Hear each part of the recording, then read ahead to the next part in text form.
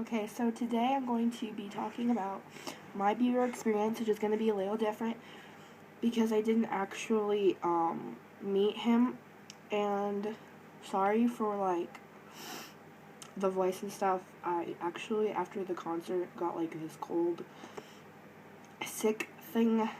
I don't know, but I wanted to do it pretty close to the concert. The concert was 3 or 4 days ago. It was on the 30th on a Sunday, and today is a Wednesday, so about 34 days. And I originally, let's start from the beginning. In January, Justin came to Denver, and it was actually a couple days. It was 2 days before my birthday that he came, and my mom was supposed to get me tickets, but at the last minute, she had to get a new car and everything. She got in a car accident and a whole bunch of stuff, and she couldn't end up affording the tickets. And so for my birthday, I didn't have anything. And then a couple of days later, my mom surprised me, and she was like, how bad did you want to go? And I was like, I really want to go so badly. She's like, okay, well, if you give up everything for your birthday, I will get you tickets. And so she gave me the choice between Justin Bieber and One Direction. At the time, I liked One Direction. I don't anymore, but I picked Justin Bieber. And I called my best friend and told her, and she wasn't that excited because she was kind of hoping we could go to One Direction, but she was still pretty excited because she did still kind of like Justin. And so we had the tickets in January, and he wasn't coming until June. So let's fast forward. And during the time between then and now, my best friend, whose name is Ryan, really fell back in love with him. She liked him to begin with. She just kind of fell out of love with him, I guess. But she started to like him a lot more again. And so she was really excited for the concert. And so I saved up all of my money to help my mom pay back for the tickets and to pay for my merchandise and the gas and just everything, because altogether the tickets were $300. And obviously we don't live where the concert was. We actually had to drive 2 hours, so that was a lot of gas money. And so the day of the concert came, and I didn't know what to expect, really, because I'd heard about Believe Tour, but I was kind of scared because this is my first concert I was going to without any parents. It was just going to be me and Ryan and I, and I'm 14 and she's 13, and so it's really young to be in a big city by yourself for a whole night. But I did it, obviously. So we got to the arena about 3 or 4 hours before the doors even opened. The doors opened at close to 7, between 6 and 7, and we got there at 3.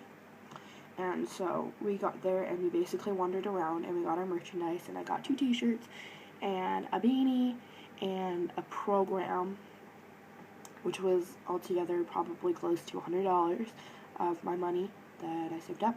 Instead of going to vacation, I saved up money to go to Justin Bieber. And so we got there, and we waited in line, and in line we saw this guy, and he had a Real Men Respect Bieber shirt on, and I asked him for a picture. He's like, "Want to take a picture with me?" And I was like, "Sure," and he put his arm around my waist, and we took a picture, and then he kissed my cheek, and he said, "You guys should catch up with me inside the arena."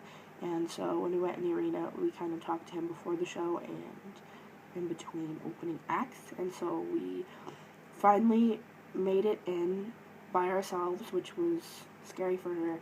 I kind of got over my fear eventually, because I had a lot of helpful people.